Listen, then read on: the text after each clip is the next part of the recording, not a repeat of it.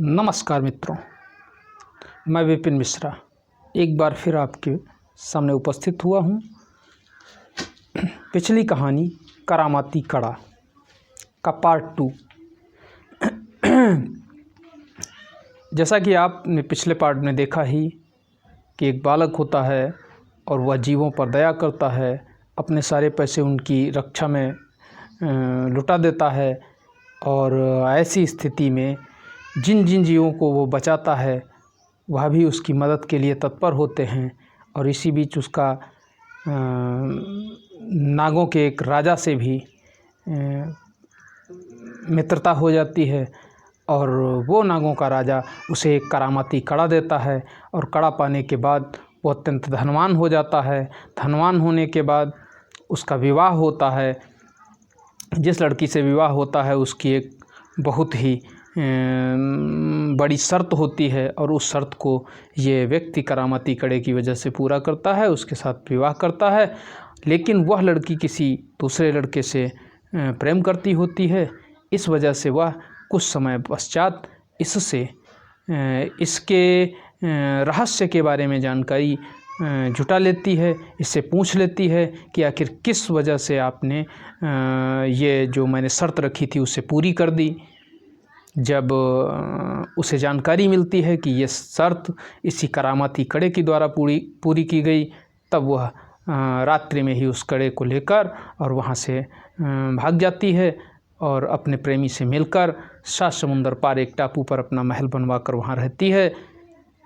ऐसी स्थिति में जब उसे कड़ा नहीं मिलता है तब वह व्यक्ति अपने मित्रों को बुलाता है और फिर पूछता है तो पता लगता है वहाँ है जैसे।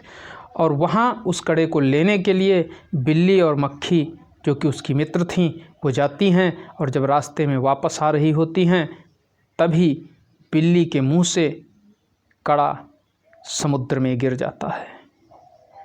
दोस्तों, बिल्ली जब कड़े को लेकर समुद्र को पार करती हुई आगे बढ़ रही थी तभी उसके ऊपर जो मक्खियाँ थीं जो उसकी मित्र थीं उन्होंने उससे पूछा कि आखिर बहनी यो कैसे पायो कड़ा। एक बार नहीं बताया, दूसरी बार फिर पूछा बहनी यो कैसे पायो कड़ा, फिर नहीं बताया, तीसरी बार फिर पूछा। जब तीसरी बार पूछा तो उसने कहा ऐसे पाए, और जो ऐसे शब्द उसके मुंह से निकला, कड़ा छूटकर समुद्र में गिर गया। और समुद्र में जब वो कड़ा गिरा तो उस कड़े को एक मछली ने निगल लिया। अब मायूस होकर मक्खी और बिल्ली दोनों पहुंची और उस लड़के को बताया कि मित्र, मैं आपका कार्य करने में असफल रही और वह कड़ा हमसे समुद्र में ही गिर गया। अब हम क्या करें। और ये मक्खी बार बार ना में पूछती तो हम बताते नहीं, और जो ही हमने बताने के लिए मुंह खोला हमको ध्यान नहीं रहा, कड़ा समुद्र में गिर गया। अब एक नई विपत्ति आ गई थी सामने कि आखिर उस कड़े को ढूंढा कैसे जाए और समुद्र में वो कड़ा कैसे खोज पाएंगे हम। इस परिस्थिति में उन्होंने फिर उसी अपने मित्र नाग देवता को बुलाया, उसका आवाहन किया। वह उपस्थित हुए और उन्होंने बताया कि देखिए, ये जो चूक हमसे हो गई है ये नहीं होनी चाहिए थी, लेकिन फिर भी हम कोशिश करते हैं। आप हमारे मित्र हैं, आपके लिए सब कुछ है, आपने हमारी जान बचाई है, ठीक है। उन्होंने अपनी योग दृष्टि डाली। जब उन्होंने योग दृष्टि डाली तो उनको दिखाई दिया कि जिस मछली ने, जब वो कड़ा समुद्र में गिरा तो एक मछली ने उसको निगल लिया और उस मछली को समुद्र के तट पर कुछ मछुआरों ने पकड़ लिया है।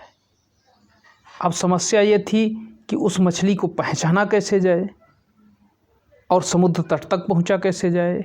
जैसे कैसे वहाँ से मक्खी, बिल्ली और वह पुरुष वहाँ से चलना प्रारंभ किया। नाग भी उनके साथ था। तो नांग ने कहा भाई मदद तो करनी ही पड़ेगी, चलिए चलते हैं, प्रस्थान करते हैं। नांग पहुंचा और नांग ने कहा हम फुफकार मारेंगे वहाँ जा कर के। जिस मछली पर हम फन पटक दें तुम समझ लेना यही मछली है। अब समस्या ये थी कि वहाँ पर बहुत सारे लोग जमा थे, तो कैसे निकाला जाए, इस वजह से ये योजना बनी थी।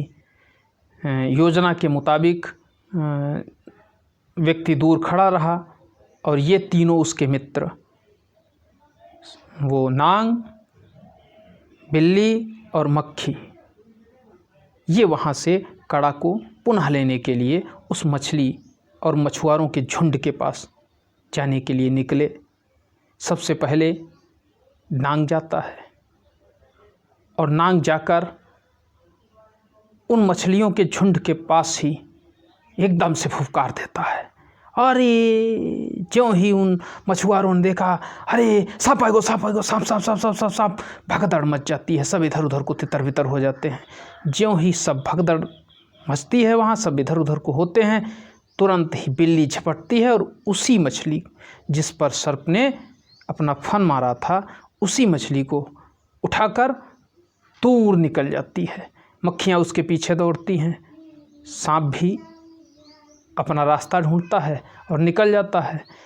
वो मछली लेकर के बिल्ली आगे जाती है, चीरती फाड़ती है, उसके पेट से वो कड़ा निकाल लेती है, बरामद कर लेती है।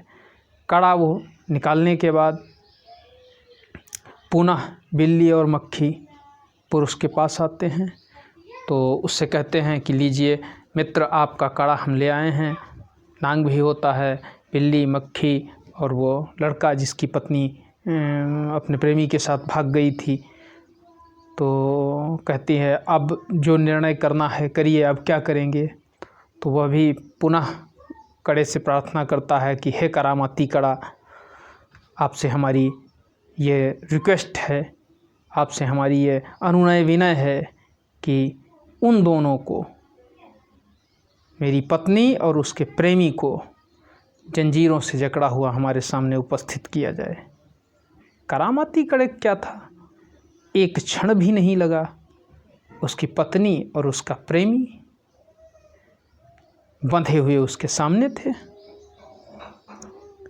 अब स्थिति वहाँ ये थी कि काटो तो खून नहीं उन दोनों को निकल रहा था। वो चिल्लाने लगा, लड़का जो इसकी पत्नी का प्रेमी था वो चिल्लाने लगा, मैंने तुमसे पहले भी कहा था कि जो व्यक्ति सिंदूर की सड़क बनवा सकता है वह व्यक्ति इतना सामान्य नहीं होगा कि हम उससे दूर भाग सकें, और मैं जाने के लिए पहले ही तत्पर नहीं था, लेकिन आपने मुझे कहा कि हम उनसे कड़ा ले आए हैं। अब तो देखो कड़े की वजह से ही कड़ा भी उनके पास आ गया और आज हम उनके सामने बंदी बने खड़े हैं। क्या हमारी स्थिति है, मैं मरना नहीं चाहता हूँ। तो उस पुरुष ने अपनी पत्नी से कहा, देखा यही है आपका प्रेमी, ये मरना नहीं चाहता, ये भी आपसे प्रेम करता है, आप भी इससे प्रेम करती हैं। मैं, जिन्हें आपसे कोई स्वार्थ नहीं था, आपसे कोई भी आशा नहीं थी, लेकिन फिर भी मैंने आपसे विवाह किया, निस्वार्थ प्रेम करता था आपसे, और आप उसको छोड़कर उस व्यक्ति के लिए यहाँ से चली गई जो व्यक्ति स्वयं आपको उतना महत्व नहीं दे रहा है। आज जब मृत्यु उसके सामने दिखाई दे रही है तो वह दोषारोपण आपके ऊपर कर रहा है। जब ऐसी स्थितियां हुई तो उन्होंने कहा, ठीक है जाइए, आपकी गलती नहीं थी, आप तो इनके बहकावे में गए थे, आप अपने घर जा सकते हैं। उस लड़के को छोड़ दिया गया, वह लड़का अपने घर के लिए निकल गया। अब बची उनकी पत्नी, तो उनकी पत्नी भी अब गिड़गिड़ाने लगी, चरण पकड़कर उनसे माफ़ी मांगने लगी, हमसे भारी भूल हो गई है और हमें माफ़ कर दो, इसके बाद जीवन में ऐसा कृत्य कभी नहीं होगा। पति कहता है, बिल्कुल आप हमारी पत्नी हैं, माफ़ तो हम आपको करेंगे ही करेंगे, लेकिन, तो कहा लेकिन क्या? कहा लेकिन यह है कि जो आपने कृत्य किया है उसकी सज़ा देने के बाद माफ़ करेंगे। तो उन्होंने कहा कि जब कोई माफ़ करता है तो सज़ा नहीं देता है।